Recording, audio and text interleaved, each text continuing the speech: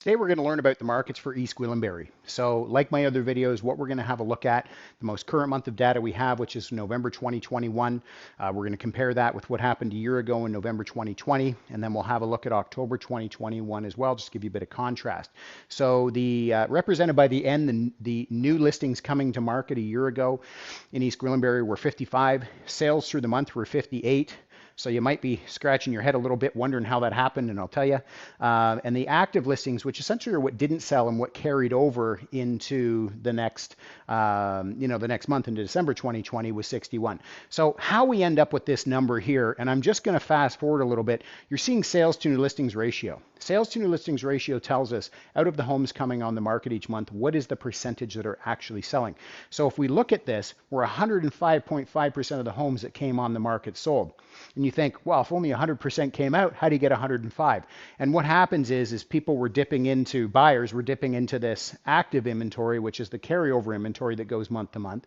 And so you have more sales that were happening than actual new listings coming out. And so this is where you're actually getting that number from, as that's how it's calculated. So if we look at October 2021, new listings 74, 62 sales, active listings were 39. And November 21, 77 new listings came to market, so popped up a little bit. Sales were 59, so down a little bit. And then the active inventory actually, so I mean, if you look at the overall comparison of numbers, I mean, we kind of swap spaces here and here, right? If we're looking at the money, November 2020, 961,000 was the average sale price across all home types in East Gwillimbury. October 21, it was 1,353,000, currently trending at 1,358,000 across all home types.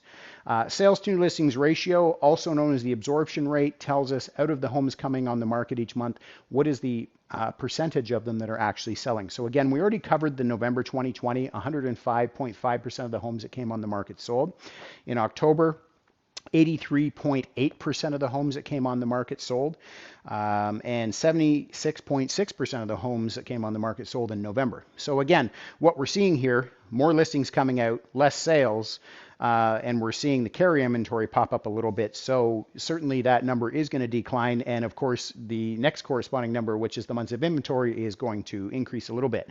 So months of inventory a year ago, 1.1 months of inventory remaining, which tells us that if no other inventory came on the market after today at the current rate of buying or the current rate of consumption, how long would it take to completely deplete the inventory? So a year ago, 1.1, 0.6 in October, currently trending at 0.7. So again, popped up a little bit. So for buyers out there, well, for buyers and sellers always, where I always advise, as a seller, you want the absorption rate to be in these super high numbers. Those, if you're looking anything over 60% would be indicative of a seller's market. Between 50 and 60 would be what we call a balanced market, where there's enough supply to meet the demand. Anything under 50% would be considered a buyer's market. So certainly as a buyer or a seller, where I would advise you look is look in the months of inventory and look in this absorption rate, and more importantly, the absorption rate. So certainly a number like this, very hot market for a seller.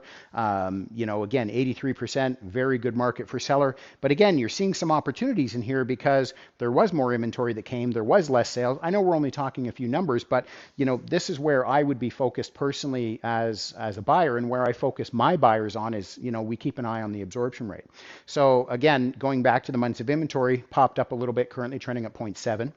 Sale price to list price ratio, 100.3% of ask a year ago, 109% of ask in October, currently trending at 112%, which would definitely tell me that out of the listings coming on the market, the buyers are competing hard for them. Certainly that we know that homes statistically will get their most amount of activity in the first 2 weeks on the market.